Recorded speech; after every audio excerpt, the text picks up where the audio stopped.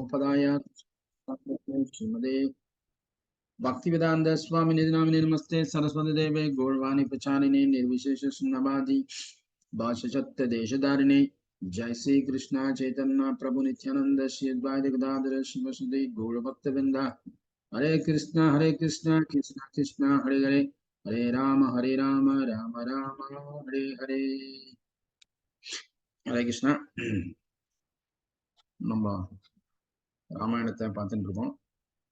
ராமச்சந்திரமூர்த்தி இப்போ என்னாச்சு, எந்த இடத்துல நம்ம விட்டுருக்கோம்னா, இந்த சூர்பனகைய லக்ஷ்மணன் வந்து மூக்க அறுத்து விட்டாரு. அதனால சூர்பனகை போய் அவங்களோட சகோதரன் துஷனும் கரா ரெண்டு பேர்த்தையும் ஆயுஷனும் வந்து பெரிய யுத்தத்தை பண்ணி ராம லக்ஷ்மணன் அவங்க எல்லாத்தையும் யுத்தத்துல 14,000 அசுரர்களை எல்லாம் விரட்டி அடிச்சு பல பேர்த்த கொண்டு இப்படி எல்லாம் முடிஞ்சு போச்சு. ஸோ ரிஷிமுனிவெல்லாம் சித்திரகூடத்துல ரொம்ப ஆனந்தமா எந்த விதமான தொல்லையும் இல்லாம இப்போ ஆன்மீக காரியங்கள் யஜ்யம் எல்லாம் பண்ணி ரொம்ப சுபிட்சமா அந்த வனம் திரும்பவும் வந்துடுச்சு. இந்த சூழ்நிலையில சூர்பனகை நேரா லங்கைக்கு போய் தன்னுடைய சகோதரன் ராவணனை சந்திக்கிறான். ராவணன் அப்போ என்டர்டைன்மெண்ட் அந்த கலை நிகழ்ச்சியில இருந்ததுனால சரியா கவனிக்கல. அதன் பிறகு சூர்பனகை சீதாயுடைய அழகை எடுத்து சொன்னோடனே ராவனுடைய அந்த லஸ்டிங் டிசைர், அந்த காம இச்சை தூண்டப்பட்டு சரி அதுக்கு அவசரம் நம்ம ராமனையும் லக்ஷ்மணனையும் கொண்டுட்டு சீதைய ஆட்சி பண்ணலாம் அப்படிங்கிற ஒரு ஆசை ராமன் மனசுல வந்தது. அதன் பிறகு ராவணன் இந்த தன்னுடைய 2 அசுரர்கள் துஷனும் அண்டு ஹரன் கொல்லப்பட்டதுனால அதுக்கப்புறம் அவருக்கு சுயநினைவு வந்தாலும் ரொம்ப கோபம் வந்துச்சு. என்டர்டைன்மெண்ட்லாம் முடிஞ்சு. ஏன்னா எப்பவுமே இந்த அசுரர்கள் வந்து மது அருந்துவதிலும் இந்த மாதிரியான மாமிசமான எல்லாம் சாப்பிட்டுக்கிட்டு தீய புலனின்பத்துல இருக்கிறதுனால அவங்களுக்கு மந்த புத்தி அடிக்கடி உள்ள போயிடும். ராவணன் கொஞ்சம் எக்ஸம்ஷன், கொஞ்சம் நல்லா ஆஸ்டாரிட்டி எல்லாம் பண்ணி தபஸ் எல்லாம் பண்ணி பூஜைலாம் பண்ணிக்கிறனால கொஞ்சம் அறிவு அவனுக்கு வேலை செய்யும். பட் என்னதான் இருந்தாலும் அவருடைய பழக்க வழக்கங்களால அந்த மந்த புத்திக்கு அவர் போயிடுவார். ஸோ அப்படி போனதுனாலதான் நேற்று இதா இருந்தது. இப்போ கொஞ்சம் தெளிஞ்ச உடனே அந்த ஆசை வேற தூண்டப்பட்டதுனால எப்படி நம்ம சீத்தையை பிடிக்கணுங்கிற ஒரு நோக்கத்தோட ராவணன் இப்ப திட்டம் போடுறார். உடனே தன்னுடைய தேர்ல ஏறி இதுக்கெல்லாம் யாரை பிடிச்சா எப்படி காரியம் நடக்கலாம்னு சொல்லி நேரா மாரீச்சன் என்கிற தன்னுடைய அசுரனுடைய இன்னொரு அரக்கனுடைய வீட்டுக்கு போறாரு. அங்க மாரீச்சன் வந்து என்ன பண்ணிட்டு இருக்காருன்னா, இந்த மாதிரியான சில பிரச்சனைகள்லாம் ஈடுபட்டு ஆல்ரெடி அவரு ராமரோட சண்டையில எல்லாம் ஈடுபட்டு கொஞ்சம் ஒதுங்கிட்டார். ராமனுடைய இதுக்கெல்லாம் தாக்கு பிடிக்க முடியல அவரால். அதனால நடவடிக்கை எல்லாம் கொஞ்சம் ஒதுங்கி கொஞ்சம் பீஸ்ஃபுல்லா அவுட்டர்ல ஒரு வீடை வச்சுட்டு இருக்கிற மாதிரி அவரு மாரீச்சன் வந்து ஒதுங்கி இருக்கிறார். இப்போ ராவணன் ஒரு திட்டத்தோட போய் மாரீசனை பாக்குறாரு. பார்த்து மாரீசன் வந்து ராவணன் வந்தாலே அவருக்கு வைத்த கலகம், ஏதோ சரி பிரச்சனையை கொண்டு வந்து போவான்னு அவருக்கு தெரியும். அதனால மாரீசன் ராவணனை வர வச்சு உட்கார வச்சு எல்லாம் செய்யறாரு. என்ன நோக்கம் என்ன விஷயம்னு கேட்டோடனே ராவணன் சொல்றாரு, இது மாதிரி நம்முடைய தங்கை சூர்பனகையோட மூக்க ஒருத்தன் அறுத்துட்டான், அவனை போய் பிடிச்சு கொல்லணும். அது எதுக்கு, என்ன பெரிய சாதனா ஒரு இதை அனுப்பிச்சா போகுது அப்படின்னு மாதிரி மாரீசன் சொல்றாரு. இல்ல நான் நம்ம இன்னும் 2 சகோதரர்களையும் கொண்டுட்டாங்க. யார் அவங்க பேரை சொல்லு. அப்போ ராவணன் சொல்றாரு, ராமா லக்ஷ்மணா தான் அவங்க பேரு. இந்த பேரை கேட்ட உடனே மாரீசன் வந்து அப்படியே நடுங்கிறார். எப்படி ஒரு மரம் வந்து புயல்ல நடுங்குமா இல்லையா, அந்த மாதிரி நடுங்கிறார். ஏன்னா அதே பேரை சொன்னோன்னே இந்த ஆட்டு நடுங்கிறானு. அப்போ மாரீசன் சொல்றாரு, தன்னுடைய பதட்டத்தெல்லாம் குறைஞ்ச பிறகு, இந்த ஐடியா உனக்கு யார் கொடுத்தா போய் ராம லக்ஷ்மணனை கொல்லணும்னு? இந்த ஐடியா வந்து கடைசியில இவனுடைய மரணத்துக்கு தான் போய் வழிவகுக்கும். தயவு செய்து இதை கை விட்டுட்டு போய் வேலையை பாரு.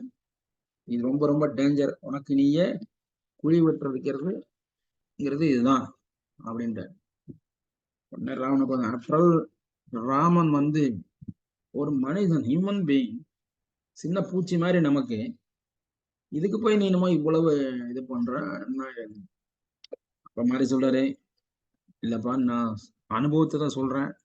ஏற்கனவே நான் ஒரு போர்ல ராமலட்சுமணனை சந்திச்சேன். அப்போ அவங்க அடிச்ச அடியும் அவங்க அம்பும் விஸ்வாமித்தருடைய எல்லா சக்தியும் அவங்களுக்கு இருக்குது. ராமர் போட்ட அடியில நான் 100 மைல் தள்ளி வந்து விழுந்து தப்பிச்சு வந்திருக்கேன். அதனால நீ ராமரை எதிர்க்கிறங்கிறது உன்னுடைய மரணத்தை நீ வரவேற்கிற மாதிரிதான் அப்படின்னு போல்டா அடிக்காது. ராவணனுக்கு ரொம்ப கோவம் வந்துச்சு. என்னடா ஒரு சின்ன மனுஷனுக்கு இவன் சப்போர்ட் பண்ணி இவ்வளவு பெரிய அசுரன் பேசிட்டு இருக்கான். உன் சக்தி என்ன, என்னோட சக்தி என்ன, எல்லா தேவர்கள்லாம் வந்து எனக்கு அடிமையா இருக்காங்க, அவங்களே என்னை பார்த்து பயந்துட்டு இருக்காங்க. ஆஃப்டர் ஆல் ஒரு மனிதனை போய் நீ உயர்த்தி பேசிட்டு இருக்க, நீ என்ன? ராவணனுக்கு கோவம் வந்துச்சு. இப்ப சொல்றாரு, நீ இப்ப வந்து நான் சொல்றத நீ செய்யணும். நான் ஒரு பிளானோட வந்திருக்கேன். அப்படி செய்யலைன்னா நானே உன்னை கொண்டுருவேன் பாத்துக்க அப்படின்ட்டாரு. இப்ப மாரீசன் யோசிக்கிறான். என்ன யோசிக்கிறாருன்னா, எப்படியோ நமக்கு மரணம் உறுதியாயிடுச்சு. இப்போ ராமனை போய் எதிர்த்தாலும் மரணம் உண்டு, இல்லைன்னாலும் இந்த ராவணன் நம்மளை கொல்லுவான். சோ மரணம் உறுதியாயிடுச்சு. இவங்கிட்ட ராவணன்கிட்ட சாவதா நமக்கு மறுபடியும் நரகம் தான். ராமனுடைய கையில இறந்து போனா நமக்கு விமோச்சனம் தான். அதனால இவன் கையில சாவதோட ராமர் கையில போய் நம்ம மரணத்தை உயிரை விட்டுறலாம். ஏன்னா அவருடைய பராக்கிரமத்தை எல்லாம் அவர் பார்த்துட்டாரு அப்படின்னு முடிவு பண்ணி என்ன பண்றாருன்னா, சரி சொல்லு, உன் திட்டத்தை சொல்லு அப்படின்னு கேட்கிற.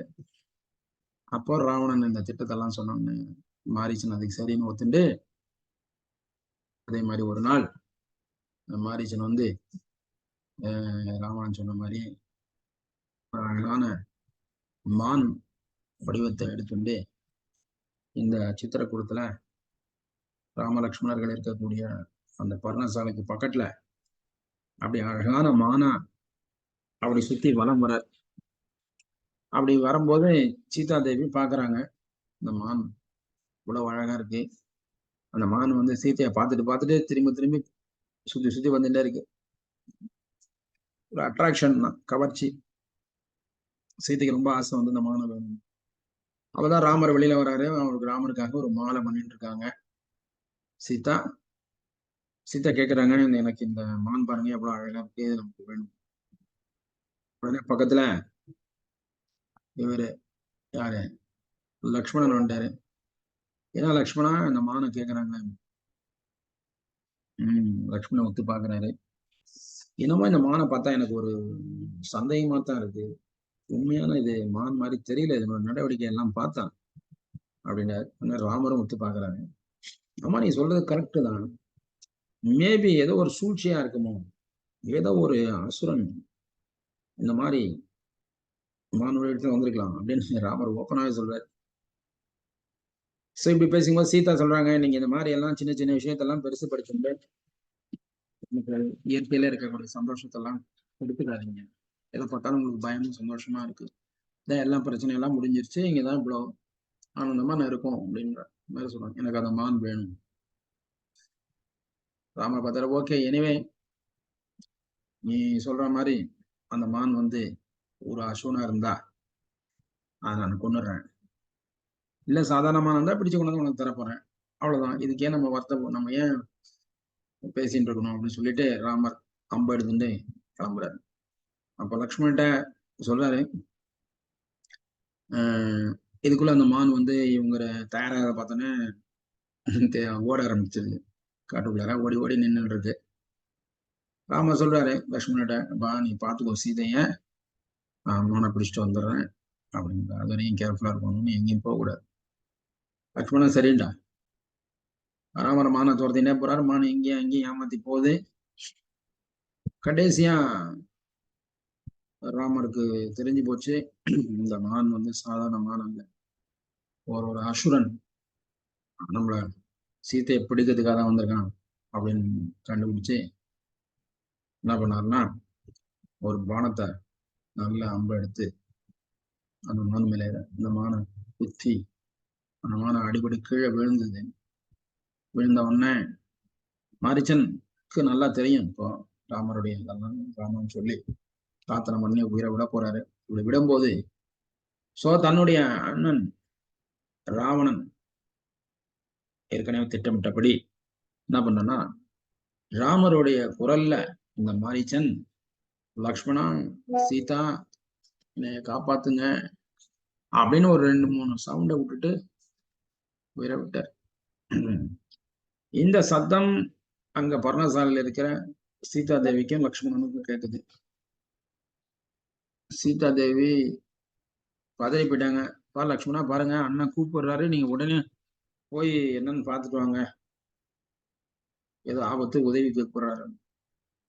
அப்போ லக்ஷ்மணுக்கு தெரியும், சொல்றாரு இது மாதிரி இந்த குரல் நம்ம அண்ணன் நம்ம அண்ணன் ராமனோட கிடையாது, இது அந்த அசுரனுடைய குரல் தான், இதுல ஏதோ சூது நடக்குது, அதனால்தான் அண்ணன் சொல்லியிருக்காரு நீங்க இங்கிருந்து போகக்கூடாதுன்னு.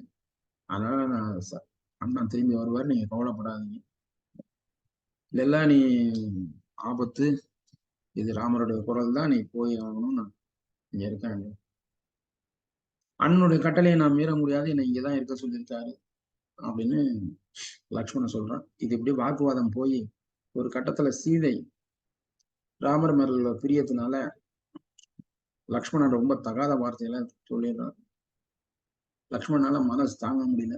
என்ன சொல்றான்னா, இது மாதிரி நீ ஒருவேளை ராமருக்கு தான் ஆகி போச்சுன்னா நீ என்னை அடையலாம்னு நினைக்கிறியா அப்படிங்கிற மாதிரி ஒரு இதோ கோபத்துல அந்த வார்த்தையை போட்டுட்டாங்க.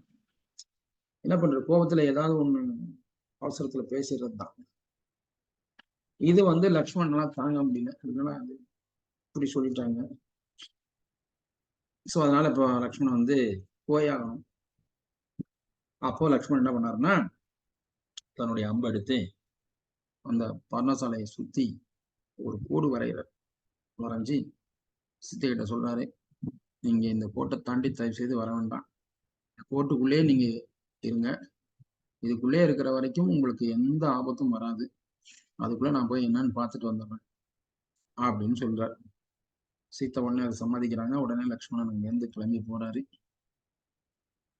இப்படி போன உடனே இதுக்கிடையில திட்டமிட்டபடி ராவணன் ஒரு பிக்ஷாரி வேஷத்துல அங்க மரத்துல இருந்து பின்னாடி சீதையனுடைய தனியா இருக்கிறது தெரிஞ்சுட்டு பர்ணசாலைக்கு வெளியில நின்று பிக்ஷை கேட்கிறாரு சத்தம் போட்டு. இப்போ சீத்தை பாக்குறாங்க, என்ன அது இப்பதான் போனா இந்த சாமியார் ஒருத்தர் நிக்கிறாரு, என்னவா இருக்கும். வெளியில பார்த்தா இந்த கபட சாமியார் என்ன நிக்கிறார். என்ன பசிக்குது, நான் அருந்தபசி அருந்த பசி அப்படின்னு சொல்ற. சீத்தைக்கு பார்த்தா பாவமா இருக்கு. சரின்னு சொல்லிட்டு வீட்டுக்குள்ள போய் பழங்கள், இந்த ரூட்ஸ் அண்ட் ஃப்ரூட்ஸ், கிழங்குகள்லாம் அதுதான் அவங்க சாப்பிடுறது, அதெல்லாம் ஒரு கூடையில வச்சு எடுத்துட்டு அவர்கிட்ட நேற்றாங்க. கோட்டுக்கு உள்ள இருந்த வாங்கிக்க சொல்லி. அப்போ ராவணன் அவர் சொல்றாரு, சன்னியாசி வேஷத்துல இருக்கிறார் இல்லையா பிக்ஷாரி, அம்மா உங்களுக்கு உயர்ந்த குலத்துல பிறந்து நீங்க இந்த மாதிரி ஆச்சாரமான வாழ்க்கையை வாழ்ந்துட்டு இருக்கீங்க, உங்களுக்கு இது சாஸ்திர விதி, எப்படி பிக்ஷை கொடுக்கணுங்கிறது உங்களுக்கு தெரியாதா, இந்த மாதிரி தள்ளி நின்று அங்கிருந்து வர சொல்லி நீங்க பிக்ஷை கொடுக்குறீங்க, ஏதோ தூக்கி எறிஞ்சு நாங்க எடுத்துட்டு போற மாதிரி, பிக்ஷை நீங்க வாசலுக்கு வெளியில முறையா எனக்கு கொடுத்தீங்கன்னா நானும் என்னுடைய ஆசீர்வாதங்களை உங்களுக்கு கொடுப்பேன், இதுதானே முறை, இதை விட்டுட்டு அங்க நின்றுட்டு என்னை கூப்பிடுறீங்களே, இது சரியா அப்படின்னு சாஸ்திரத்தை மேற்கோள் காட்டி ராவணன் பேச. சீத்தைக்கு புரியுது, இருந்தாலும் இந்த மாதிரி ஒரு ஆபத்தான சூழ்நிலை இருக்கோம்ல, அதனால அவங்களும் பதில் சொல்லாம நீங்க இங்கேயே வாங்கிக்கோங்க அப்படின்றாங்க. இப்ப ராவணன் அடுத்த அஸ்திரம் போடுறேன். அம்மா நான் சொல்லிட்டேன், நீ திரும்பவும் அதே நிலைப்பாடு எடுத்தீன்னா நான் உன்னுடைய பிக்ஷை எனக்கு தேவையில்லை. ஆனா அதுக்கு பதிலா உனக்கு சாபம் கொடுப்பேன். என்ன சாபம் கொடுப்பேன்னா, உன்னுடைய அப்பா மூதாதையர்கள் எல்லாம் நரகத்துக்கு போய் கஷ்டப்படுவாங்க அப்படின்னு. இதை சொன்ன சீதாக்கு ரொம்ப மனசு, ஆக நம்மளால நம்ம அப்பா நம்ம மூதாதையர் கஷ்டப்படணுமா, இது என்னடா ரொம்ப போச்சு, சரி ஆனது ஆகட்டும்னு சொல்லி கூட எடுத்துட்டு லக்ஷ்மணன் போட்ட அந்த கோட்டை தாண்டி அங்கிட்டு வந்தாங்க. வந்த உடனே அடுத்த செகண்ட் ராவணன் தன்னுடைய சுய ரூபத்துக்கு வர அசுரத்தனமான ஒரு பயங்கரமான ரூபத்துல ஜெய்சாண்டிக் ரொம்ப வெரி ஸ்டீல் ஸ்ட்ராங்கான உடல் பாகோட ஒரு மிரட்டல் குரலோட சீத்தைய அப்படியே அவருடைய துணியை பிடிச்சு கூடையோட சேர்த்து இழுத்து அதுக்குள்ளார அவர் ராவணனுடைய அந்த சேரியட் ரதமும் அங்க வந்துடுச்சு. அப்படியே உள்ள பிடிச்சி தள்ளி என்ன அடுத்த செகண்ட் ரதம் ஆகாயத்துல பறக்க ஆரம்பிச்சு. சீத்தைக்கு என்ன நடந்துச்சுன்னே தெரியல. ஏன்னா கோட்டை தாண்டி வந்தாச்சு, அங்க பாதுகாப்பு இல்லை. இதான் பிரச்சனை. சிரிக்கிறாரு ராவணன். சீத்தையால தாங்க முடியல, நீ என்னை உடனே விட்டுரு, இல்லைன்னா என்னுடைய கணவர் ராமன் யாருன்னு உனக்கு தெரியாம நீ இந்த மாதிரி பண்ணிட்ட, மன்னிச்சு விட்டுறேன் உன்னை நானு, இல்லைன்னா உனக்கு உயிர் உன்னை விட்டு பிரியும் அப்படின்னு சீதா கடுமையா எச்சரிக்கிறேன். ராவணன் அதெல்லாம் கொஞ்சம் கூட பொருட்படுத்தவே இல்லாம இலக்காரமா சிரிச்சுட்டு, எம்மா சீதா, இன்னையில இருந்து உன்னை பிடிச்ச கஷ்டமெல்லாம் விடுதலை அடைஞ்சது. ஆக்சுவலா நீ இன்னையில இருந்து ரொம்ப சௌகரியமான மிக உயர்ந்த இடத்துக்கு வந்துட்ட. நான் லங்கேஸ்வரன், ஸ்வர்ண பூமியினுடைய அரசன்.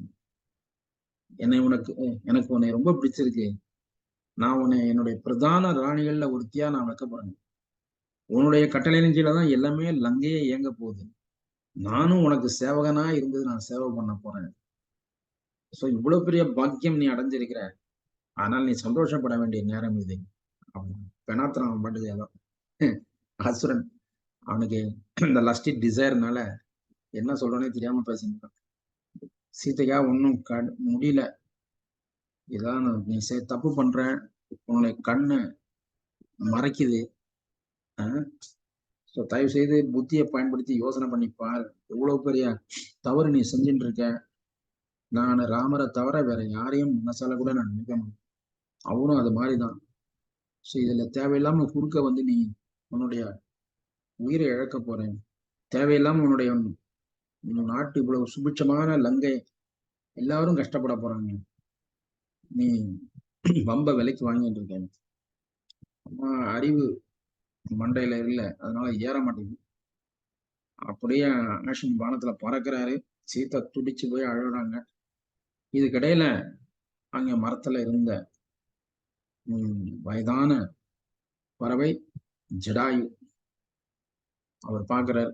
ஆஹா, இந்த அசுரன் சீத்தைய கவர்ந்துன்னு போறானே, கேட்கறதுக்கு யாருமே இல்லையே அப்படின்னு சொல்லி அவர் தன்னுடைய ரெக்கை விரிச்சு பறந்து அந்த ராவணோட தடுக்கிறச்ச போர் நடக்குது.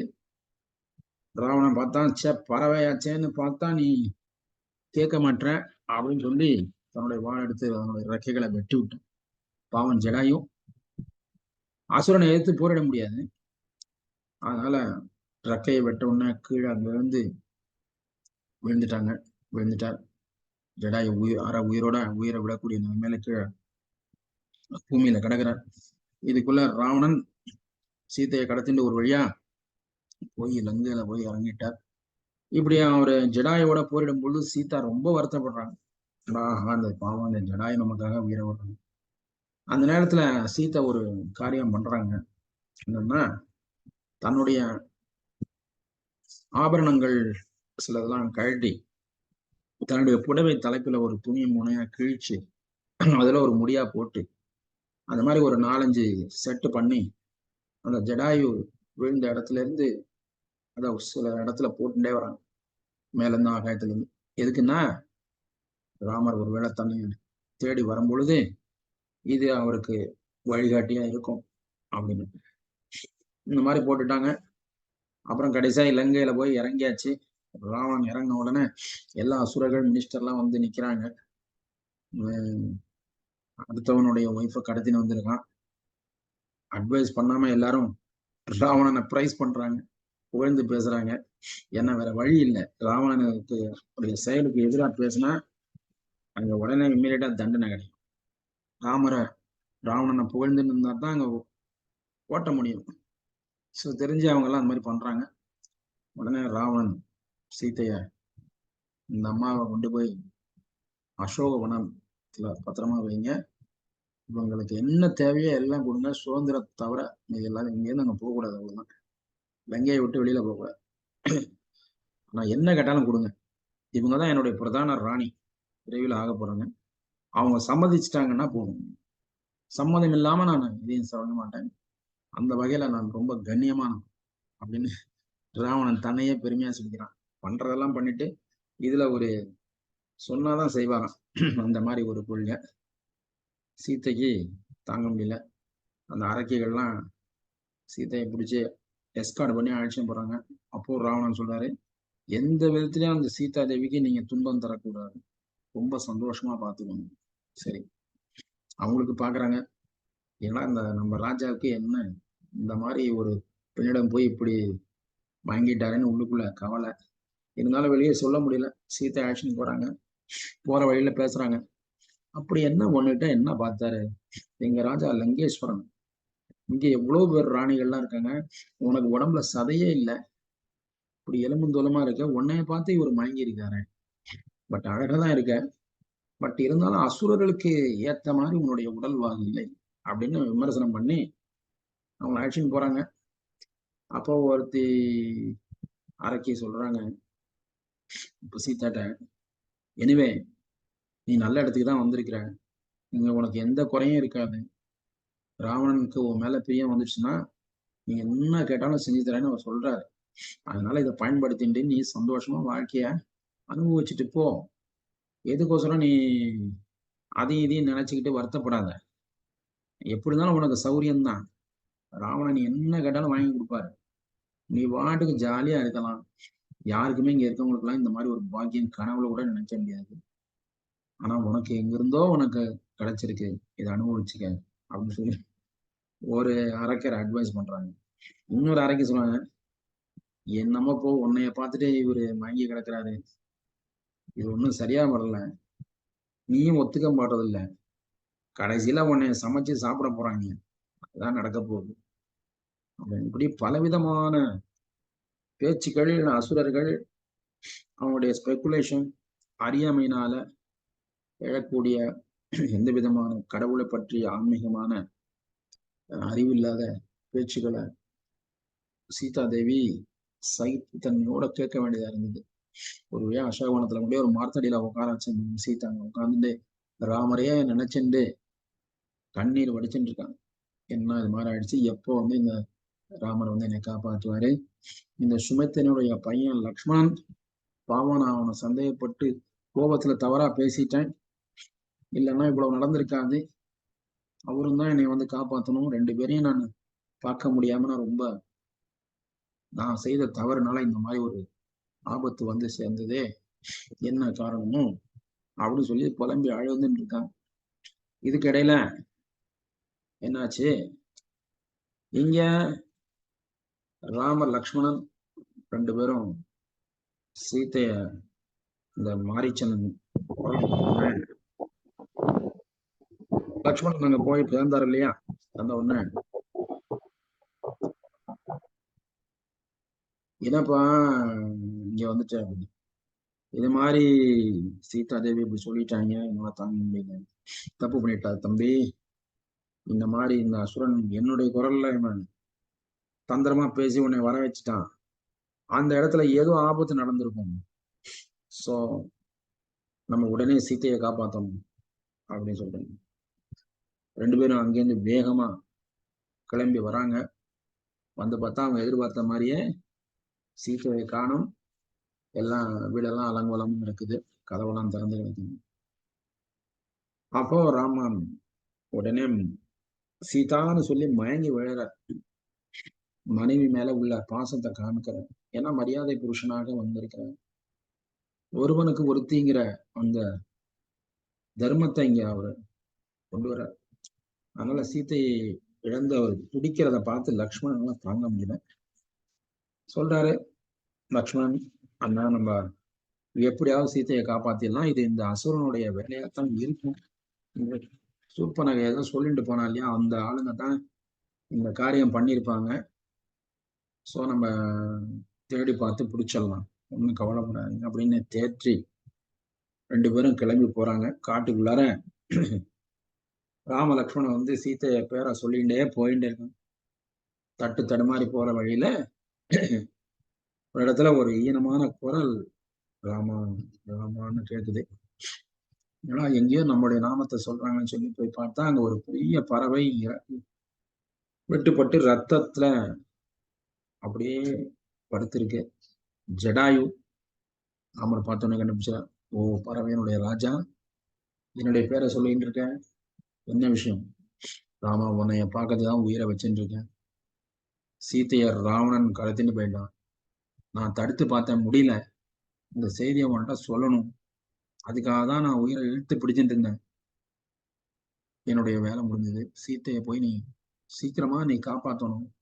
அந்த அசுரன் ராவணன் ரொம்ப கொடியவன், சீதா பாவம் ரொம்ப கஷ்டப்படுவாங்க அப்படின்னு சொல்லி ஜடாயு ராமருடைய மடியில அவருடைய தலையை எடுத்து வச்சிருந்தார். வச்சு உயிரை விட்டார். பகவானுடைய மடியிலையும் பாதத்திலையும் அவருடைய தரிசனத்தோட உயிரை விட்டா மிக உயர்ந்த கதி கிடைக்கும். ஜடாயுக்கும் அதுதான், மாரீசனுக்கும் அதுதான்.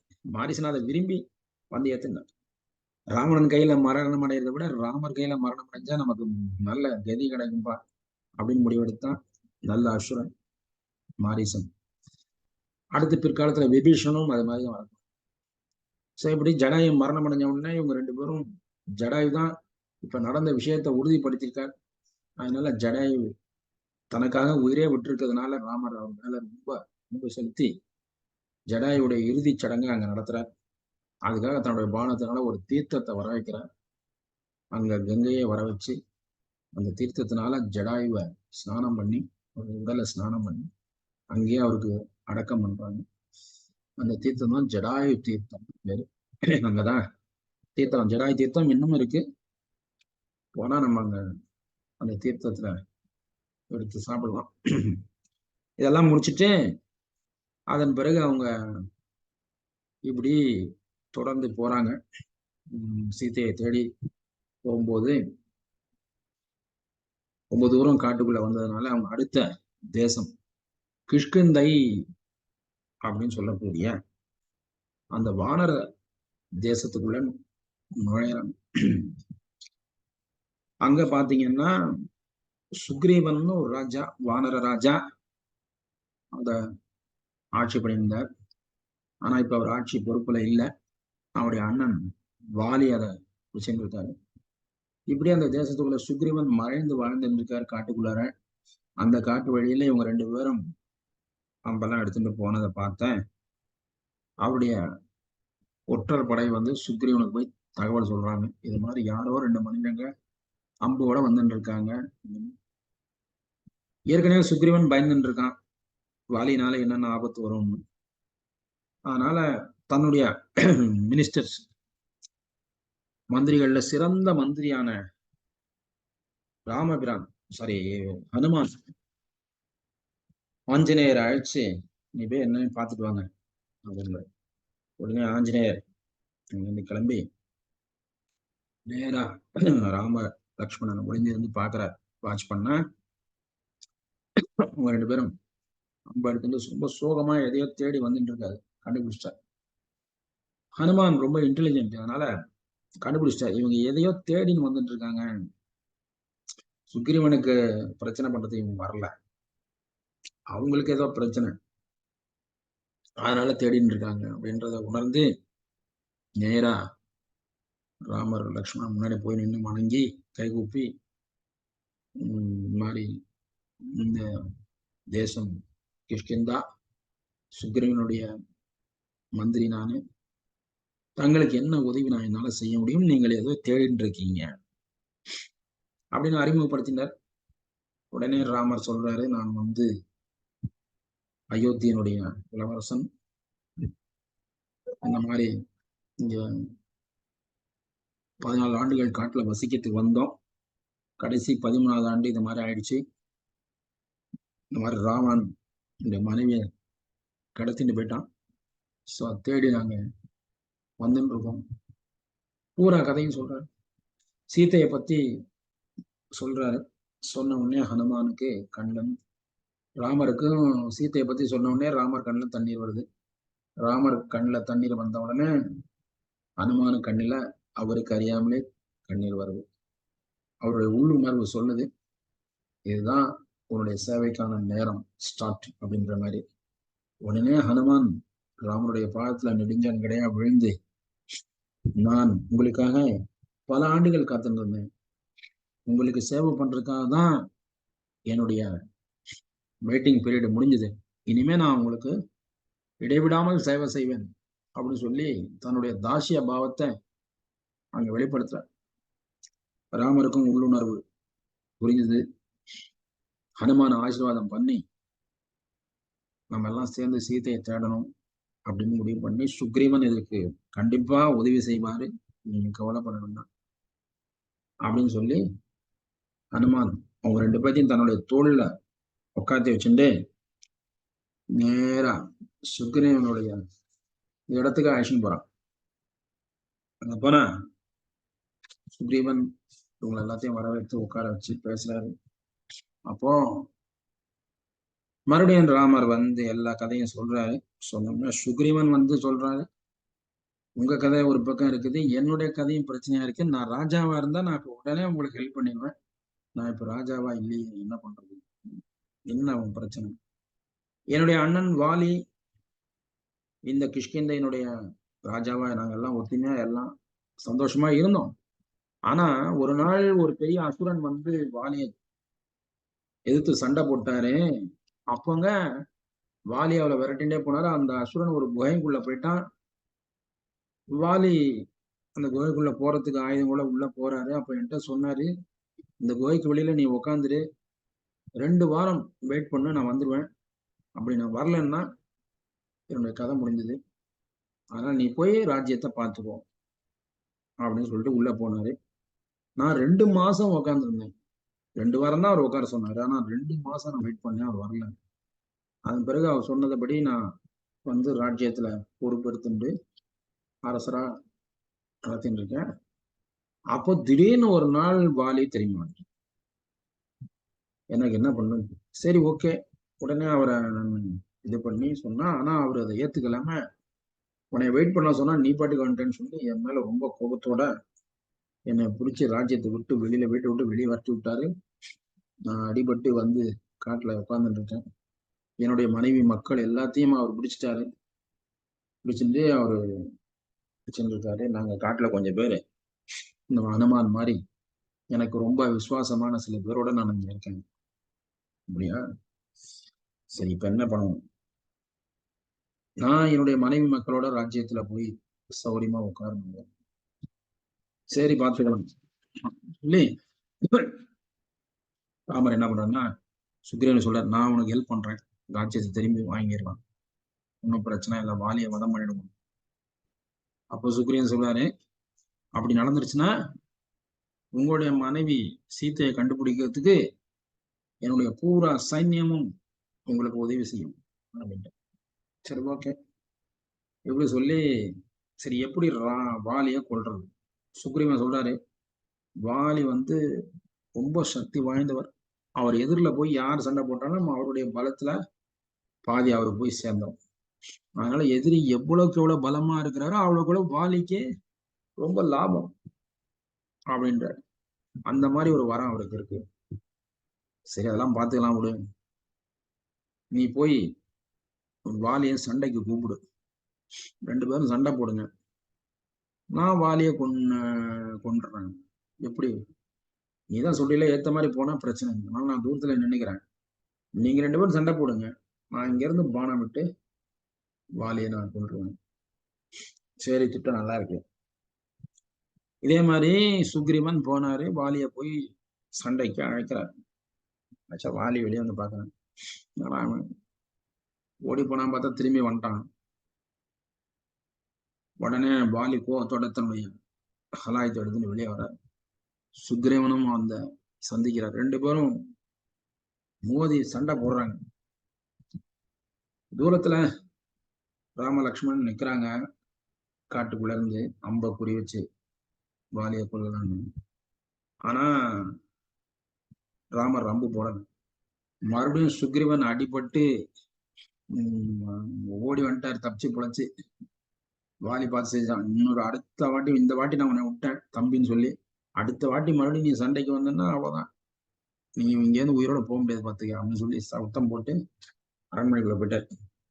சுக்ரீவன் வந்து ராமர்கிட்ட வந்து, என்னங்க அம்பு போட போறேன் என்னமோ சொன்னீங்க, கடைசியில ஒண்ணுமே செய்யலையே, விட்டுட்டீங்களே, இன்னும் கொஞ்சம் இருந்தா உயிரே போயிருக்கும். ராம சொன்னாரு, 2 பேரும் ஒரே மாதிரி இருக்கீங்கயா. தூரத்துல இருந்து பார்த்தா யார் வாலி யார் சுக்ரீவன்னு தெரிய மாட்டேங்குது. அம்பு நான் யார் மேல போடுறது? ஐயோ, இது ஒரு பிரச்சனை. சரி, அடையாளத்துக்கு ஒரு மாலையை போடும், இன்னொரு வாட்டி போய் கூப்பிடு, பார்த்துக்கலாம். சுக்கிரன் மறுபடியும் ஒரு மாலையெல்லாம் போட்டு தன்னை அடையாளப்படுத்திட்டு போறார்.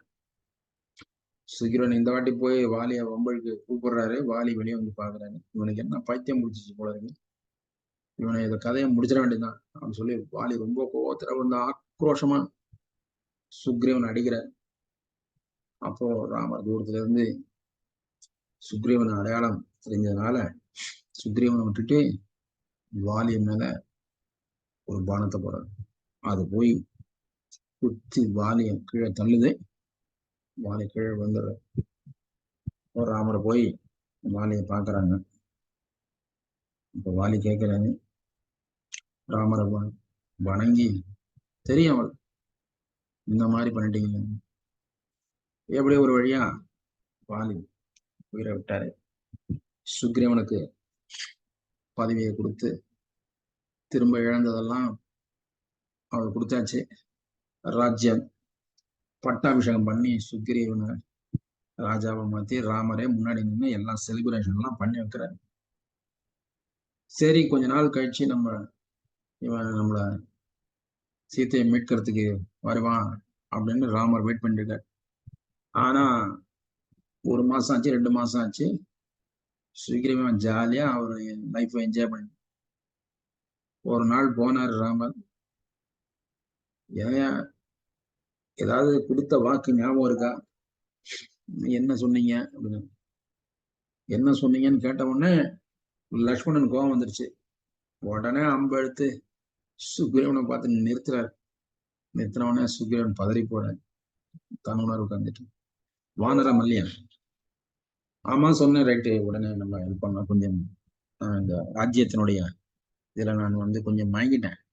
ஸோ கண்டிப்பா நம்ம சீத்தையை மீட்க வேண்டிய நேரம் வந்துருச்சு, அதுக்கான ஏற்பாடுகளை நம்ம செய்யலாம்னு சொல்லி ஹனுமானை கூப்பிட்டாரு. ஹனுமான் தலைமையில வானரங்கள்லாம் பெரிய சைன்யத்தை ரெடி பண்ணி எல்லாம்.